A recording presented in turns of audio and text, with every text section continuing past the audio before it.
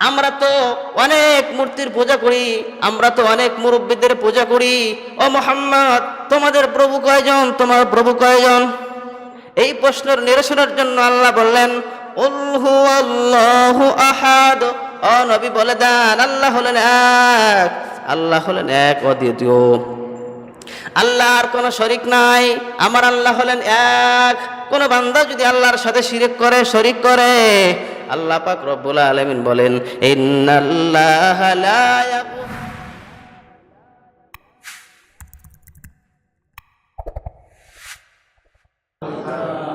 লাখো কোটি দুরূদ ও সালাম বিশ্ব নবী সাল্লাল্লাহু আলাইহি ওয়াসাল্লামের শানে, যিনি কুল কায়নাতের নবী, যিনি বিশ্ব নবী, যিনি নবীদের নবী, সেই নবীর শানে দুরূদ ও সালাম পেশ করছি। সকলেই বলি সাল্লাল্লাহু আলাইহি ওয়াসাল্লাম। মুহতারাম হাজিরিন, এমন একটা সূরা তেলাওয়াত করেছি যে সূরাটা হলো 112 নম্বর সূরা। 112 নম্বর সূরা, সূরার নাম ইখলাস। এই সূরা এছাড়াও আর অনেক নাম আছে। মূলত এই সূরার ভিতরে আল্লাহ পাক নিজের পরিচয়টুকু দিয়ে দিয়েছেন। মানুষ যখন আত্মীয় বাড়িতে বেড়াতে যায়, যদি কেউ না চেনে, অপরিচিত হয়, জিজ্ঞাসা করে, এই ছেলেটা কে গো, বা এই মুরব্বীটাকে চিনলাম না। যে পরিচিত তাকে সবাই চেনে, কিন্তু যে পরিচিত না, যাকে মানুষ চেনে না, তার পরিচয় দিতে হয়। আল্লাহ পাক রব্বুল আলামিন দুনিয়ার জগতেও আদম পয়গম্বর থেকে শুরু করে নিয়ে প্রত্যেকটা জিনিসের পরিচয় উল্লেখ করে দিয়েছেন। আমরা আসছি মসজিদে, মসজিদের একটা পরিচয় আছে, যেখানে আল্লাহর ইবাদত ঘর, এটা এখানে মানুষ ইবাদত করবে। মানুষের একটা পরিচয় আছে, মানুষের কিছু বৈশিষ্ট্য আছে। এই দুনিয়ারও একটা পরিচয় আছে, দুনিয়ারও কিছু বৈশিষ্ট্য আছে। আপনি যেখানেই যান, সারা পৃথিবীতে ভ্রমণ করবেন, আপনার এনআইডি কার্ড লাগবে। আইডি কার্ড ছাড়া আপনাকে যেতে দেওয়া হবে না, পাসপোর্ট ছাড়া যেতে দেওয়া হবে না। পাসপোর্টের মধ্যে আপনার সব কিছু লিপিবদ্ধ আছে, যে আপনার নাম কি, আপনার বাবার নাম কি, আপনার মায়ের নাম কি, আপনার জন্মস্থান কোন দেশে, সব কিছু লেখা আছে এই পাসপোর্টের মধ্যে। এটা না থাকলে আপনি অবৈধ হিসাবে ঘোষণা করা হবে আপনাকে, আর আপনাকে জেল হাজতে পাঠানো হবে। তাহলে সব জিনিসের পরিচয় আছে। আল্লাহ পাক রব্বুল আলামিন যখন বিশ্বনবীকে নবুয়ত দান করলেন, বিশ্বনবীকে যখন কুরআনুল কারীম দান করলেন, তখন কাফের বেঈমানেরা তো জিজ্ঞাসা করবে যে তুমি যেই খোদার ইবাদত করো, যে মালিকের ইবাদত করো, সেই মালিকের পরিচয়টা কি বলো। এমনটাই হয়েছে। সূরাতুল ইখলাস আল্লাহ পাক এই জন্য অবতীর্ণ করেছেন যে বিশ্বনবী সাল্লাল্লাহু আলাইহি ওয়াসাল্লামকে যখন কুরআনুল কারীম দেয়া হলো, আর বিশ্বনবী সাল্লাল্লাহু আলাইহি সাল্লাম কুরআনুল কারীমের দাওয়াত দিতেছিলেন, একদল কাফের বিশ্বনবীর কাছে আসলেন। আয়েশা বলতেছে, মুহাম্মদ সাল্লাল্লাহু আলাইহি সাল্লাম, আপনি যে মালিকের ইবাদত করেন, সেই মালিকের পরিচয়টা কি? সেই মালিকের পরিচয়টা কি দেন? কি পরিচয় দিবে আল্লাহ পাক? আল্লাহ পাকের পয়গম্বর কি পরিচয় দিবে? আল্লাহ পাক তো পুরোপুরি নিজের পরিচয়টা পয়গম্বরকে বলে নাই, তাহলে কি পরিচয় দিবে? এবং আগত কিয়ামত পর্যন্ত যত মানুষ আসবে, সমস্ত মানুষ আল্লাহ পাকের পরিচয় চাইতে পারে। এই জন্য আল্লাহ পাক নিজের পরিচয়টা কুরআনুল কারীমের মধ্যে দিয়ে দিলেন। কাফের বেঈমানের গোষ্ঠী বিশ্বনবী রাহমাতুল লিল আলামিনকে প্রশ্ন করলেন, ও নবী, বিশ্বনবী, ও মুহাম্মদ সাল্লাল্লাহু আলাইহি ওয়াসাল্লাম, আমরা তো জানি, আমরা যেই ধর্ম অনুসরণ করেছি, আমরা তো লাত মানাত উজ্জাতের ইবাদত করতাম, আমরা তো মূর্তির সামনে মাথা নত করতাম, আমরা তো হুবাল দেবের পূজা করতাম। আমাদের দেবদেবীগুলোর তো নাম ছিল, কিছু বৈশিষ্ট্য ছিল। আপনি যে আপনার প্রভুর, আপনার মালিকের ইবাদত করেন, মালিকের দাওয়াত মানুষের দ্বারা পৌঁছান, আপনার মালিকের নামটা কি বলে দেন, আপনার মালিকের পরিচয়টা কি, পরিচয়টুকু দিয়ে দেন। আল্লাহ পাক রব্বুল আলামিন শুধু সেদিনকার জন্য নয়, আগত কিয়ামত পর্যন্ত যত মানুষ আসবে, সব মানুষের জন্য আল্লাহ পাক নিজের পরিচয়টুকু সূরাতুল ইখলাসের মধ্যে দিয়ে দিলেন। সুবহানাল্লাহ। সুন্দর করে পরিচয় দিয়ে দিলেন। কুল হুয়াল্লাহু আহাদ।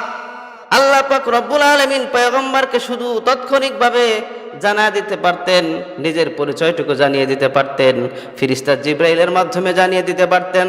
কুরআনুল কারীমের মধ্যে বিবর্তন দেওয়ার কোনো প্রয়োজন ছিল না।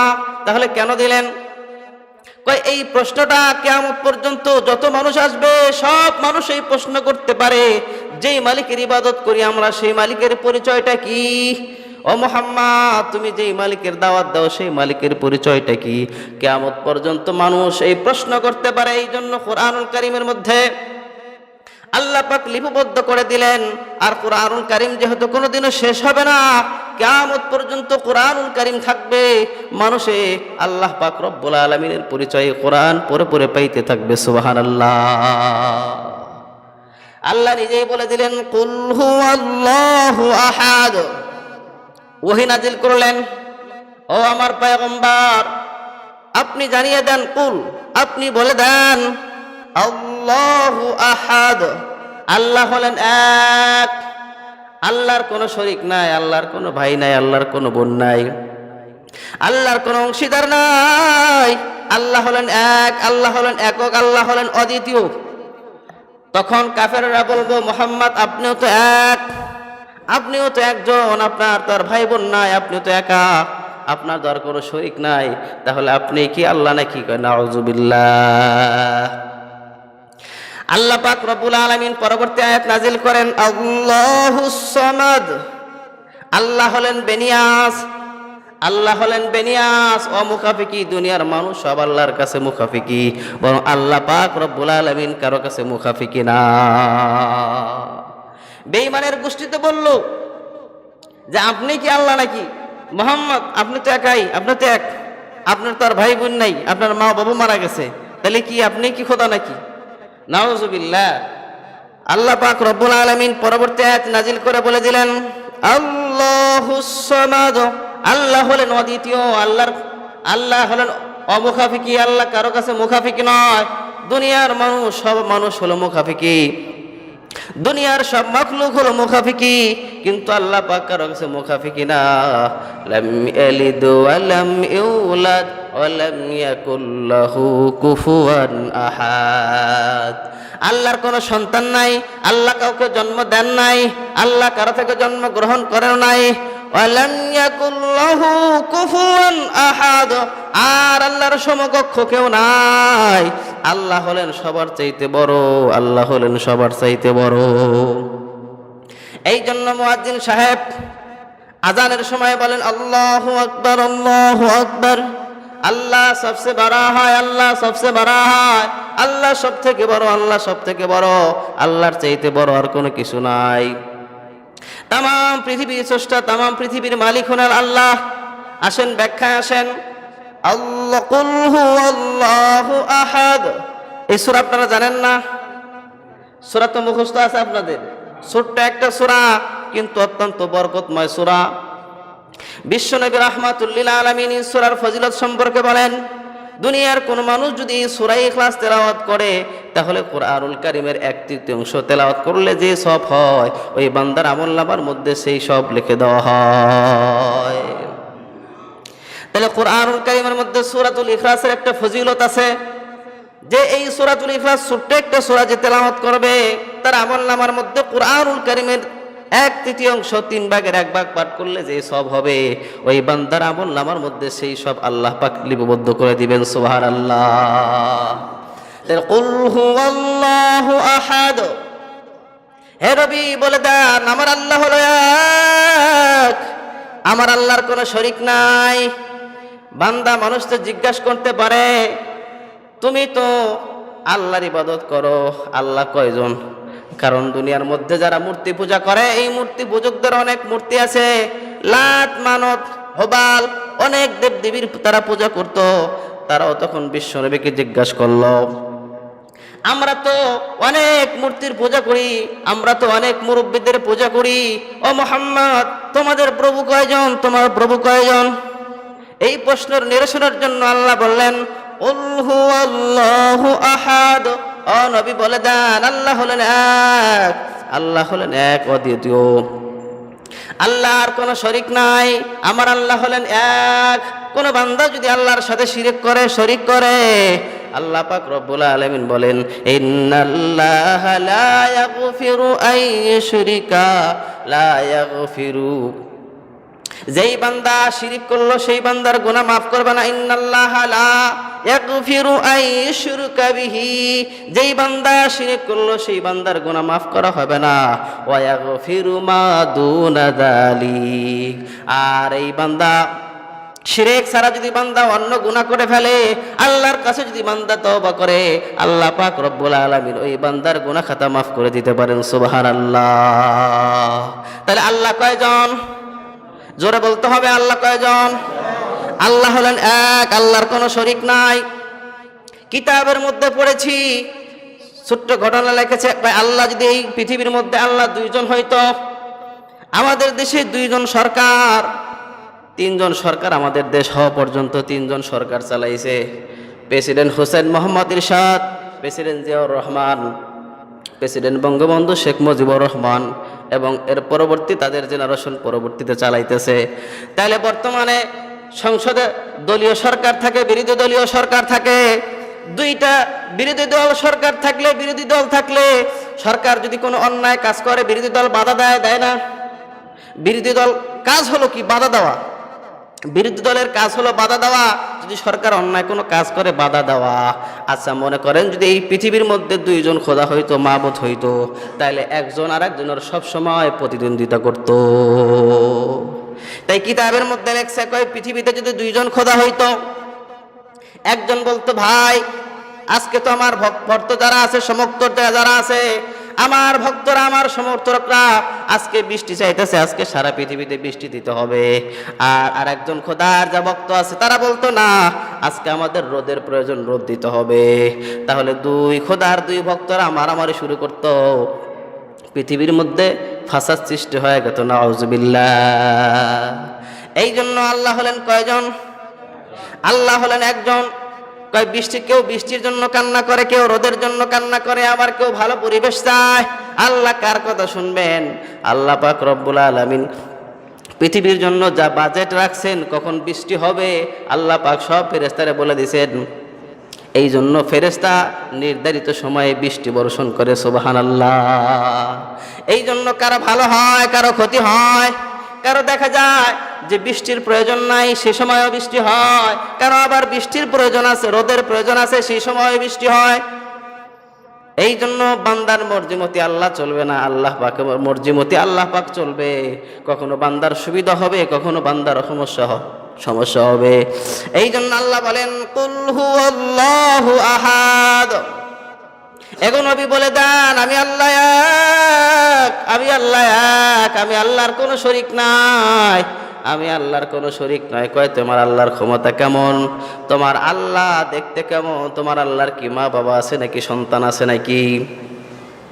দ্বিতীয় নম্বর আল্লাহ বলেন, আল্লাহুস সামাদ, আল্লাহুস সামাদ। আল্লাহ হলেন বেনিয়াস। দুনিয়ার মানুষগুলো সব মুখাফিকি। দুনিয়ার মানুষ যদি বিল্ডিং বানাতে চায়, এই দুনিয়ার মানুষের বিল্ডিং বানাতে হলে ইঞ্জিনিয়ারের কাছে যেতে হয়, ইট বালি সিমেন্ট কংক্রিটের প্রয়োজন হয়। দুনিয়ার মানুষ যদি ঘর বানাতে চায়, বাঁশ টিন কাঠের প্রয়োজন হয়। দুনিয়ার মানুষ যদি রাস্তা বানাতে চায়, কংক্রিটের প্রয়োজন হয়। দুনিয়ার মানুষ সব কিছু হলো, দুনিয়ার মানুষ হলো দরিদ্র, আর আমার আল্লাহ হলেন ধনী। আল্লাহ পাক রব্বুল আলামিন বলেন, নাহনু আগনিয়া ওয়া আনতুমুল ফুকারা। আমি আল্লাহ হলাম ধনী, আর তোমরা সব হলা দরিদ্র। এই জন্য দুনিয়ার মানুষের কোটি কোটি সম্পদ যদি থাকে, হাজার হাজার কোটি টাকার মালিকও যদি হয়, তারপরও সে ফকির। হ্যাঁ, তারপর ওই বান্দা ফকির, হাজার কোটি টাকার মালিক, তারপরও বান্দা ফকির। কয় কেন ওই বান্দা ফকির হলো কেন? কয় বান্দা এই জন্য ফকির, বান্দা সুস্থতার জন্য কার কাছে দোয়া করে? আল্লাহর কাছে দোয়া করে। বান্দা, আল্লাহ আমারে সুস্থ করে দাও। বান্দা যদি বিপদে পড়ে আল্লাহর কাছে সাহায্য চায়, আল্লাহ আমাকে সাহায্য করো, বিপদ থেকে উদ্ধার করে দাও। এই বান্দার সন্তানের হয় না, কার কাছে কান্নাকাটি করে? আল্লাহর কাছে কান্নাকাটি করে। এখন আবার দেখা যায় কিছু আছে মুরব্বীদের কাছে যায়, পীর সাহেবদের কাছে যায়, সন্তান চায়। সন্তান পীর সাহেব দিতে পারবে না, সন্তান দেবে আল্লাহ। তবে পীর সাহেবের কাছে দোয়া চাওয়া যেতে পারে, হুজুর একটু দোয়া করেন, হুজুর একটু দোয়া করবেন আল্লাহ যেন আমার একটা নেককার সন্তান দান করে। এই জন্য ধন সম্পদের মালিক হলো আল্লাহ। আল্লাহ পাক যারে খাওয়ায় সে খায়, আল্লাহ পাক যারে খাওয়ায় না সে খাইতে পারে না। আল্লাহ হলেন বেনিয়াস, আল্লাহ হলেন অমুখাফিকি। এই বেনিয়াসের অনেক অর্থ মুফাসসিরিনে কেরাম লিখেছে। কেউ বলেছেন দুঃখের সময় যার কাছে সাহায্য চাওয়া হয় তার নাম হলো সমাদ। কষ্টের সময় যার কাছে সাহায্য চাওয়া হয়, বিপদের সময় যার কাছে সাহায্য চাওয়া হয় তার নাম হলো সমাদ, তার নাম হলো সমাদ। সেই হলো সমাদ। তার মধ্যে সমাদের বৈশিষ্ট্য আছে, যে সব সময় দেয়, যে সব সময় দেয়, যে কখনো নেয় না, সে হলো সমাদ। আর আমরা দুনিয়ার মানুষ সব সময় হাত পেতে থাকি নেওয়ার জন্য। আল্লাহর কুদরতি হাত থাকে দেওয়ার জন্য, দেওয়ার জন্য, আর মানুষের হাত থাকে নেওয়ার জন্য সব সময়। কয় কেমনে? কয় অনেক কষ্ট করে মানুষের হাতে পায়ে ধরে মেম্বার হয়েছে, একবার জীবনে মেম্বার হয়ে গেছে। এখন রাতের অন্ধকারে আল্লাহর কাছে দোয়া করে, আল্লাহ তাড়াতাড়ি আমার একবার চেয়ারম্যান বানার সুযোগ করে দাও। আল্লাহর কাছে দোয়া করে, আল্লাহ মেম্বার হইলাম, এবার একটু চেয়ারম্যান হওয়ার আশা। গভীর রাত্রে তাহাজ্জুদের নামাজ পড়ে বান্দা আল্লাহর কাছে দোয়া করে, আল্লাহ আমাকে একটু চেয়ারম্যান হওয়ার সুযোগ করে দাও। আল্লাহ বলে ঠিক আছে বান্দা যা, তোরে আমি চেয়ারম্যান বানায়া দিলাম। এবার যখন বান্দা চেয়ারম্যান হয়ে গেছে, বান্দার স্বপ্নটা আর একটু বড় হয়ে গেছে। এই বান্দা আবার তাহাজ্জুদের নামাজ পড়ে কান্নাকাটি করে, হুজুরের কাছে দোয়া চায়, হুজুর আমার একটু স্বপ্ন আছে এমপি হওয়ার, যদি এমপি হইতে পারতাম। এই বান্দা এমপি হয়ে গেছে, এবার মনে মনে আশা মন্ত্রীর, মন্ত্রী হলে এবার প্রধানমন্ত্রীর আশা। কোনো বান্দার ঘর নাই, বাড়ি নাই। কয় আল্লাহ যদি একটু টিনের ছাউনির নিচে থাকতে পারতাম বড় ভালো হইতো। এবার যখন টিনের ছাউনি হয়েছে, বান্দার মনে মনে আশা একটু বিল্ডিং হইতো। এই বান্দার বিল্ডিং হয়ে গেছে, একটা বাড়ি হয়ে গেছে। কয় আল্লাহ বাড়িতে একটা হয়েছে, একটা বাড়ি তো আমার থাকতেই হয়। বাড়ি যদি আমার তিনটা থাকতো তাহলে ভাড়া দিতাম, টাকা পাইতাম, পয়সা পাইতাম, কোনো সমস্যা হইতো না। এই বান্দাকে আল্লাহ বলে ঠিক আছে বান্দা যা, তোরে দুইটা তিনটা বাড়ি দিয়ে দিলাম, বাড়ির তোর অভাব নাই। এইভাবে বান্দা আশার উপর আশা, আশার উপর আশা, বান্দার আশা কখনো শেষ হবে না। আল্লাহ কুরআনুল কারীমের মধ্যে বলেন হাত্তা সুরতুমুল মাকাবির। বান্দার আশা ওই পর্যন্ত থাকবে যেই পর্যন্ত বান্দার মুখের উপর মাটি না পড়বে। বান্দার মুখের উপর যেদিন মাটি পড়ে যাবে সেদিন বান্দার সব আশা বন্ধ হয়ে যাবে। বান্দার মুখের উপর মাটি পড়ার আগ পর্যন্ত বান্দার আশার কখনো শেষ হবে না। আল্লাযী জামাআ মালান ওয়া আদ্দাদা, যেই বান্দা মাল বারবার করে মাল জমা করে আর বারবার করে গুনতে থাকে। কয় মাল দিয়ে কি হবে? কয় মাল দিয়ে বিল্ডিং হবে, একটা থেকে দুইটা, দুইটা থেকে তিনটা, তিনটা থেকে পাঁচটা। বান্দা এইভাবে মাল বাড়াতে থাকবে আর গুনতে থাকবে, বাড়াতে থাকবে আর গুনতে থাকবে। এই বান্দার আশা কখনো শেষ হবে না, কখনো শেষ হবে না। এমনকি আল্লাহ বলেন হাত্তা যুরতুমুল মাকাবির, এমনকি বান্দার মাটি মুখের উপর যখন মাটি পড়বে, বান্দা যখন কবরে চলে যাবে, এই বান্দার আশা শেষ হবে। এর আগ পর্যন্ত বান্দার আশা শেষ হবে না। তো আল্লাহ হলেন সামাদ, আল্লাহুস সামাদ। আল্লাহ পাক নবীরে জানা দিলেন, ওগো নবী দুনিয়ার মানুষ আমার সম্পর্কে জিজ্ঞাসা করতে পারে, আপনার কাছে প্রশ্ন করবে, আপনি বলে দেন আল্লাহ হলেন সামাদ। আমি আল্লাহ পাকের দুনিয়ার মানুষের কাছ থেকে কোনো কিছু আশা করি না। কয় আশা করে না কেন? তাহলে নামাজ কেন আমরা পড়ি, হজ কেন আমরা করি, যাকাত কেন আমরা দেই, সব কিছু কেন করি? কয় বান্দা এটা তোমার ভালোর জন্য করো। তুমি বান্দা যদি এক ওয়াক্ত নামাজ না পড়ো, একটা সিজদাও যদি বান্দা না দাও, এক টাকা যাকাত দান সদকা যদি বান্দা তুমি না করো, আমার আল্লাহ পাকের কোনো ক্ষতি হবে না, আমার আল্লাহ পাকের আল্লাহর মধ্যে কোনো কমতি হবে না। কয় তাহলে কেন নামাজ পড়ি, কেন হজ করি, কেন যাকাত দেই, কেন রোজা রাখি? আল্লাহ বলে বান্দা এটা তোমার ভালোর জন্য আমি আল্লাহ কিছু রুল করে দিছি, আইন করে দিছি। বান্দা তুমি যদি ইবাদত করো তাহলে ইমানের সাথে ইবাদত করলে জান্নাতি, আর ইবাদত না করলে, ইমানের সাথে ইবাদত না করলে তোমাকে জাহান্নামে যাওয়া লাগবে। এই জন্য আল্লাহ হলেন বেনিয়াস, আল্লাহ হলেন অমুখাফিকি। আল্লাহ কারো মুখাফিকি না। আল্লাহ আসমান বানাইছে, আল্লাহ জমিন বানাইছে, সাতবক আসমান বানাইছে। এই জমিনের মধ্যে লক্ষ লক্ষ কোটি কোটি মাখলুকাত আল্লাহ বানায় রাখছেন। আল্লাহ পাকের কোনো কিছুর প্রয়োজন হয় না যে আল্লাহ পাক রব্বুল আলামিন দুনিয়াতে সব কিছু বানাইলেন, আসমান বানাইলেন। আল্লাহ বলেন ইযাস সামাউ ফাতারাত ওয়া ইযাল কাওয়াকিবু তাসারাত। এই আয়াতে আল্লাহ বলেন যে আসমান সেদিন ভাঙবে। কিন্তু অন্য আয়াতে বলেন আফালা ইয়ানজুরুনা ইলাল ইবলি কাইফা খুলিকাত ওয়া ইলাস সামাই কাইফা রুফিআত। এই বান্দা, তুমি কি দেখো না আমি আল্লাহ কত সুন্দর করে উটে বানাইলাম, উটে কিভাবে বানাইলাম? ও বান্দা, তুমি কি দেখো না আমি আল্লাহ পাক আসমানটা কত উঁচা বানাইলাম? দুনিয়ার মানুষ ছোট্ট একটা বিল্ডিং বানায়, 1000 স্কোয়ার ফুটের একটা বিল্ডিং বানায়, তার মধ্যে কমপক্ষে 10টা খুঁটি দিতে হয়, 10টা পিলার দিতে হয়। অথচ আল্লাহ পাক রব্বুল আলামিন হাজার হাজার কোটি কোটি কিলোমিটার, হাজার হাজার কোটি কোটি কত কিলোমিটার আল্লাহ পাক জানেন, দুনিয়ার মানুষ জানেই না। এত কোটি কোটি কিলোমিটার বিশাল বড় একটা আসমান বানাইছে, ছাদ বানাইছে। এই আসমান বানাইতে কোনো ইঞ্জিনিয়ারের প্রয়োজন হয় নাই, কোনো ইট বালি সিমেন্টের প্রয়োজন হয় নাই, কোনো খুঁটার প্রয়োজন হয় নাই, কোনো পিলারের প্রয়োজন হয় নাই। শুধু তাই না, এই আসমানের উপরে আরো 6টা আসমান আল্লাহ বানাইছেন। এই সপ্তম আসমান আল্লাহ বানাইলেন। এই আসমানের জন্য আল্লাহর কোনো খুঁটির প্রয়োজন হয় নাই। আল্লাহ শুধু বলছে কোন, সাথে সাথে ফায়াকুন, সাথে সাথে হয়ে গেছে। অতএব দুনিয়ার সব মানুষ হলো মুখাফিকি, দুনিয়ার সব সৃষ্টিজীব হলো মুখাফিকি, আর আমার আল্লাহ হলেন অমুখাফিকি। আমার আল্লাহ হলেন বেনিয়াস, আমার আল্লাহ হলেন সমাদ, আমার আল্লাহ হলেন সমাদ, কারণ তার কোনো প্রয়োজন নাই, সব কিছু বান্দারই প্রয়োজন। আর আল্লাহ পাক রব্বুল আলামিন পরবর্তী আয়াতে আবার নবীকে ডাক দেয়া বলেন, ও নবীজি, দুনিয়ার মানুষ জিজ্ঞাসা করতে পারে তোমার আল্লাহ তোমার মনিব কোথায় জন্মগ্রহণ করেছে, তোমার মনিবের বাড়ি কোথায়, তোমার মনিবের মাকে, তোমার মনিবের বাবাকে, এই যে বিষয়গুলো প্রশ্ন করতে পারে মানুষে, তুমি একটু জবাব দিয়ে দিবা।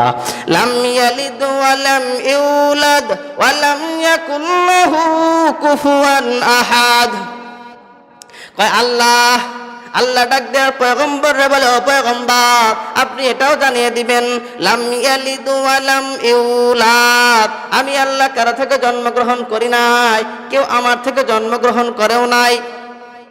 কয় তাহলে কেউ যদি আল্লাহ পাককে জন্ম না দিয়ে থাকেন তাহলে আল্লাহ পাক কেমনে হলো? সেই প্রশ্নে পরে আসি। আল্লাহ বলেন লাম ইয়ালিদ ওয়া লাম ইউলাদ ওয়া লাম ইয়াকুল লাহু কুফুয়ান আহাদ। এই পয়গম্বর জানায়া দাও, দুনিয়ার মানুষদেরকে জানায়া দাও, আমি আল্লাহ কারো থেকে জন্মগ্রহণ করি নাই এবং আমি কাউরে জন্ম দেও নাই। অর্থাৎ আমার কোনো ছেলে মেয়ে নাই, আমার কোনো বাবাও নাই, আমার মাও নাই, ভাই নাই, ব্রাদার কিছুই নাই। আমি আল্লাহ হলাম এক, আমি আল্লাহ হলাম এক, আমার কোনো অংশীদার নাই, আমার ভাই বোন নাই, আমার মা নাই, আমার বাবা নাই, আমি কাউরে জন্ম দেই নাই, কেউ আমার জন্ম দেয় নাই। কয় কেন? আমি আল্লাহর যদি সন্তান থাকে, আমি আল্লাহর যদি মেয়ে থাকে, আমি আল্লাহর যদি ছেলে থাকে, আমি আল্লাহর মা বাবা যদি থাকে, দুনিয়ার মানুষ দেখবেন সব সময় তার সন্তানের জন্য বেশি ভালোবাসা, অন্যের সন্তানের জন্য এত ভালোবাসা নাই। এই জন্য আল্লাহ পাক সব কিছু থেকে পবিত্র। আল্লাহু লা ইলাহা ইল্লা হুয়াল হাইয়ুল কাইয়্যুম। আল্লাহ হলেন লা ইলাহা ইল্লাল্লাহ। আল্লাহ হলেন এমন আল্লাহ, তিনি ছাড়া কোনো মাবুদ নাই, তিনি ছাড়া কোনো ইলাহ নাই, তিনি একমাত্র ইবাদতের উপযুক্ত। আল্লাহ ব্যতীত কোনো কেউ ইবাদতের উপযুক্ত নাই, আল্লাহ একমাত্র ইবাদতের উপযুক্ত। আল্লাহু লা ইলাহা ইল্লা হুয়াল হাইয়ুল কাইয়্যুম।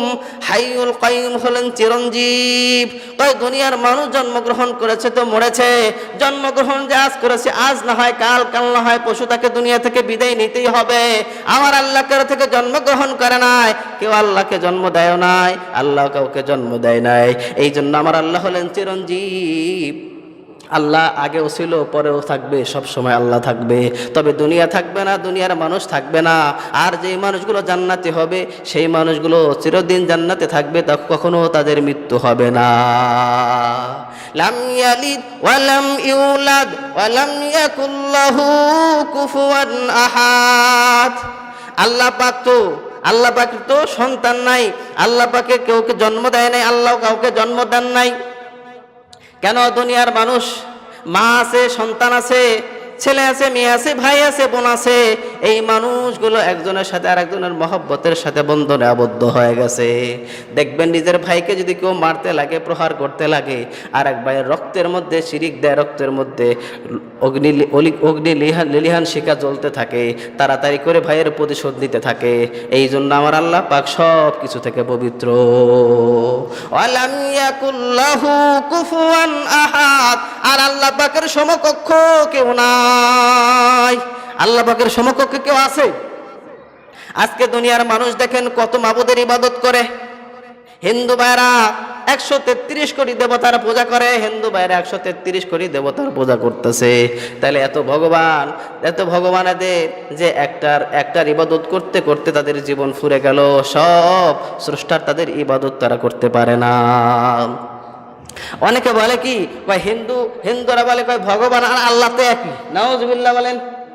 ভগবান আর আল্লাহ কখনো এক হবে না, কারণ তাদের ভগবানের তো শেষ নাই। কোনো একটা বড় কোনো কিছু দেখলেই তারা বলে এটা ভগবান। মসজিদের সামনে এসে মাথা নোয়ায়, মন্দিরের সামনে মাথা নোয়ায়, বড় একটা গাছ দেখলেও সেখানে মাথা নোয়ায়, বড় একটা পুরাতন বিল্ডিং দেখলেও সেখানে মাথা নত করে। তারা প্রত্যেকটা জিনিসের ভগবান মনে করে, সৃষ্টিকর্তা মনে করে। কিন্তু মুসলমান তা করতে পারবে না। মুসলমানের সংস্কৃতিতে নাই, মুসলমানদের বিশ্বাসে তা নাই। মুসলমান একমাত্র আল্লাহকে বিশ্বাস করবে। আলিফ লাম মিম যালিকাল কিতাবু লা রাইবা ফীহি হুদাল লিল মুত্তাকিন আল্লাযীনা ইউমিনুনা বিল গায়বি ওয়া ইউকিমুনাস সালাত আল্লাযীনা ইউমিনুনা বিল গায়ব।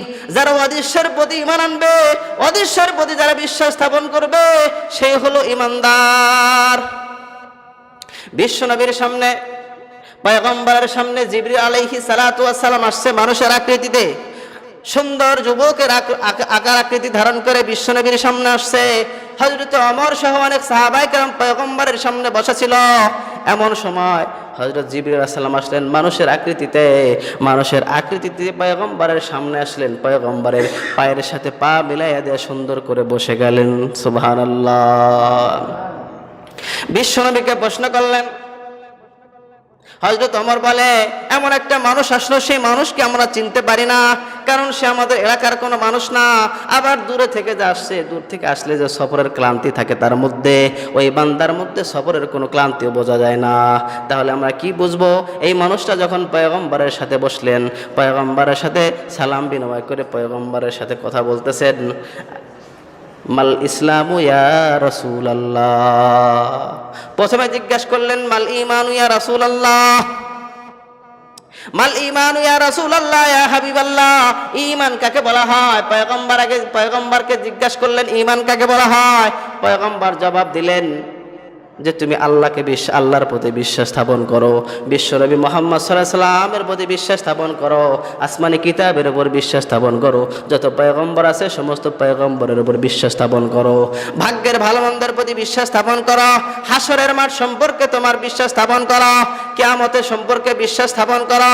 এই সমস্ত বিশ্বাসের নাম হলো ঈমান। ঈমান ঈমান। এবার লোকটা বলে, হুজুর আপনি ঠিকই বলেছেন। দ্বিতীয় পর্যায়ে আবার যখন জিজ্ঞাসা করছে মাল ইসলামু ইয়া রাসূলুল্লাহ, ও আল্লাহর রাসূল ইসলাম কাকে বলা হয় একটু জবাব দেন। আল্লাহ রাসূল বললেন যে লা ইলাহা ইল্লাল্লাহ, আল্লাহ ছাড়া কোনো মাবুদ নাই, আল্লাহর ইবাদত করতে হবে, ইবাদতের উপযুক্ত একমাত্র আল্লাহ। তুমি কি করবা? নামাজ কায়েম করবা, যাকাত দিবা, হজ করবা, রমজানের রোজা রাখবা, এগুলার নাম হলো ইসলাম। এবার লোকটা বলে, ইয়া রাসূলুল্লাহ আপনি ঠিকই বলেছেন, আপনি সত্য বলেছেন। ওমর মনে মনে রাগ করে, কি ব্যাপার? নিজেই প্রশ্ন করে আবার নিজেই সত্যায়িত করে, কারণ কি? আবার জিজ্ঞাসা করে, পয়গম্বরকে জিজ্ঞাসা করে, ওগো পয়গম্বর মাল ইহসান, ইহসান কাকে বলা হয়?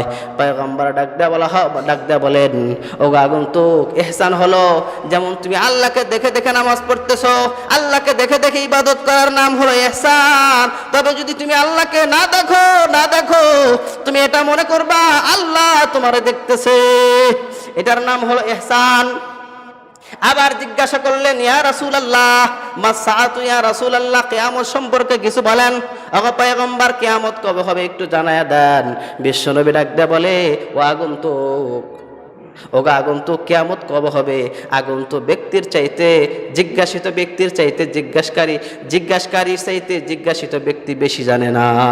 কয় কিয়ামত সম্পর্কে তুমি যা জানো আমিও তাই জানি। এবার লোকটা চলে গেল। মানুষের জন্য, সাহাবীদের জন্য, উম্মতের জন্য, মুসলমানের জন্য এখানে কয়েকটা শিক্ষণীয় বিষয়। কেন জিবরাইল যুবকের রূপ ধারণ করে আসলেন? এবার বিশ্বনবীর সাথে এই প্রশ্নগুলো আদান প্রদান হওয়ার পর যখন এই লোকটা চলে গেল, ওমর রাদিয়াল্লাহু তাআলা আনহুকে ডাক দেয়া বলে, পয়গম্বর ডাক দেয়া বলে, ওমর এই লোকটাকে তুমি কি চেনো? কয়, ইয়া রাসূলুল্লাহ লোকটারে তো চিনি না। বিশ্বনবী ডাক দেয়া বলেন, ওমর এই লোকটা হযরত জিবরিল আলাইহিস সালাতু ওয়াস সালাম তোমাদেরকে ঈমান শিক্ষা দেওয়ার জন্য, ইসলাম শিক্ষা দেওয়ার জন্য আল্লাহ পাক রব্বুল আলামিন তাকে প্রেরণ করেছেন। তিনি তোমাদের ইসলাম শিক্ষা দিয়ে গেলেন মানুষের আকৃতিতে। এখানে কয়েকটা শিক্ষণীয় বিষয় হলো, জিবরাইল কেন আসলেন, আর জিবরাইল যে আসলেন, জিবরাইল কেন যুবক আকৃতিতে আসলেন। এই কথার অর্থ হলো ইবাদত করতে হবে যৌবন বয়সে। এখন আমরা মনে করি ইবাদত করতে হয় বুড়া বয়সে, যৌবনে ফুর্তি করবো আর বুড়া বয়সে ইবাদত করব। বুড়া বয়সে তো মানুষের লাট স্ক্রু বল্টু ঢিল হয়ে যায়।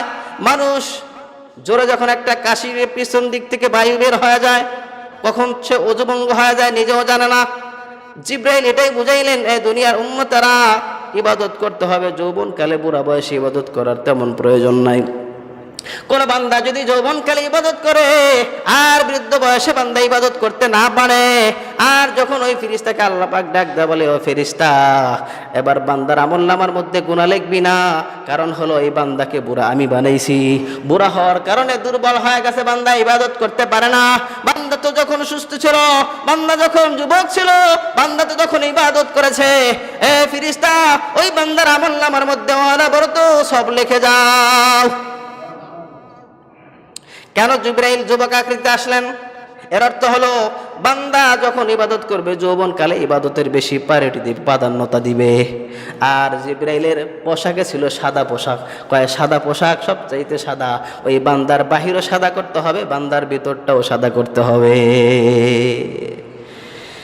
আর পয়গম্বরের সাথে কিভাবে আচরণ করতে হয়, কিভাবে জিজ্ঞাসা করতে হয়, কিভাবে বসতে হয়, সুন্দর করে নামাজের হালাতে, নামাজের সুরতে পয়গম্বরের সাথে বসলেন। এটাই শিক্ষা দেওয়ার জন্য। কোনো মুরব্বির সামনে যদি বসো উল্টা পাল্টা ভাবে বসবা না। এই জিবরাইল যেভাবে শিক্ষা দিলেন সুন্দর করে বসবা। আর কোন জায়গায় ঢুকলে সালাম দিবা, এটা সালাম দেওয়া হলো উম্মতের জন্য কর্তব্য, সালামের জবাব দেওয়া উম্মতের কর্তব্য। এই জন্য জিবরাইল আলাইহিস সালাম শিক্ষা দিলেন, আমলটাও শিখায় গেলেন। তাহলে এগুলো হলো উম্মতের জন্য হলো শিক্ষা।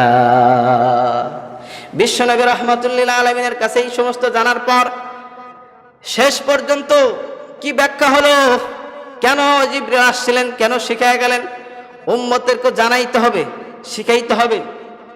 সুন্দর নরম সুরে প্রশ্ন করতে হয়, কর্কশ কোনো সুর দেওয়া যাবে না, চড়াও হয়ে কথা বলা যাবে না।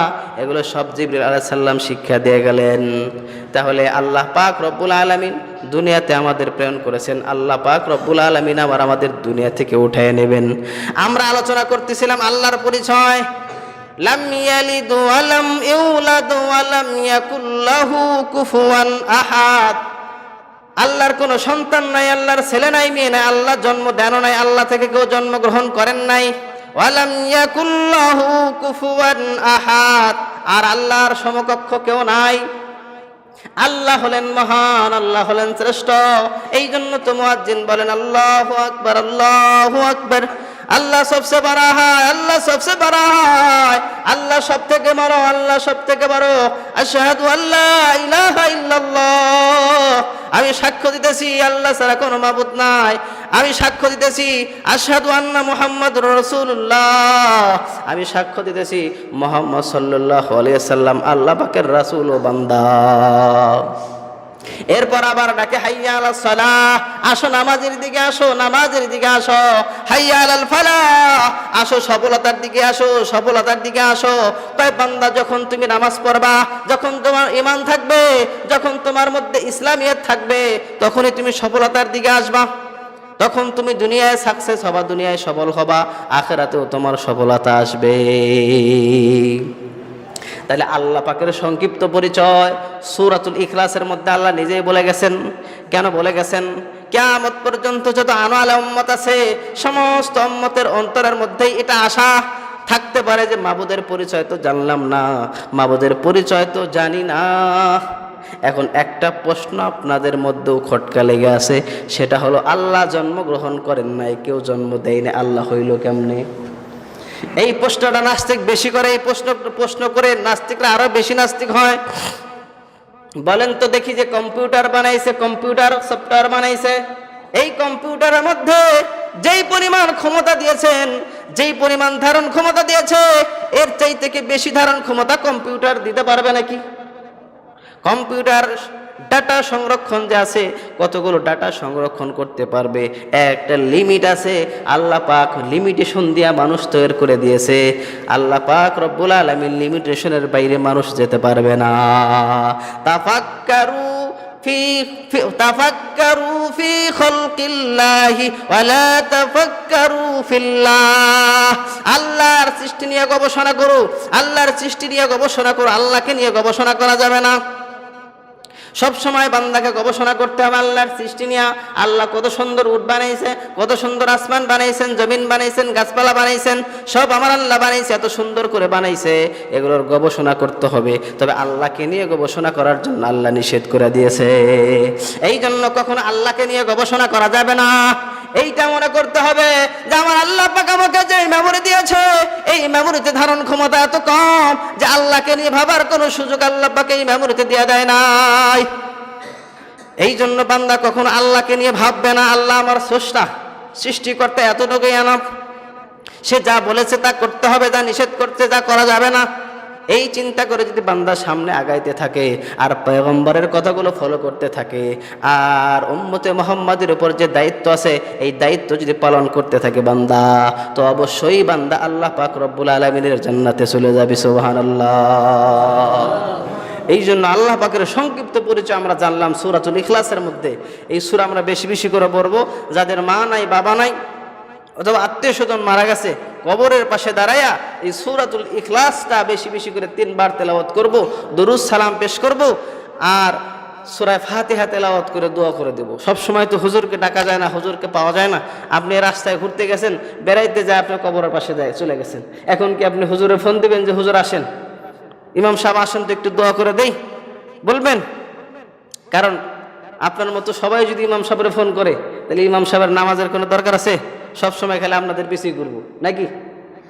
এই জন্য ইমাম সাহেব শিক্ষা দিতেছেন, বিশ্বনবী জানায় দিছেন যে সূরা ফাতিহা, সূরা ইখলাস 3 বার পড়বা, সূরা ফাতিহা 1 বার, সূরা ইখলাস 3 বার, দরুদ শরীফ পাঠ করে আল্লাহর কাছে দোয়া করবা মা বাবার জন্য, মা বাবা কবর থেকে সব পাবে। সবসময় তো ইমাম ডাকা যায় না, আলেম ডাকা যায় না। এই জন্য এই দোয়াগুলো করলে তারা কবরে শুয়ে শুয়ে সব পাবে। আল্লাহ পাক সকলকে কবুল করুন, আমিন।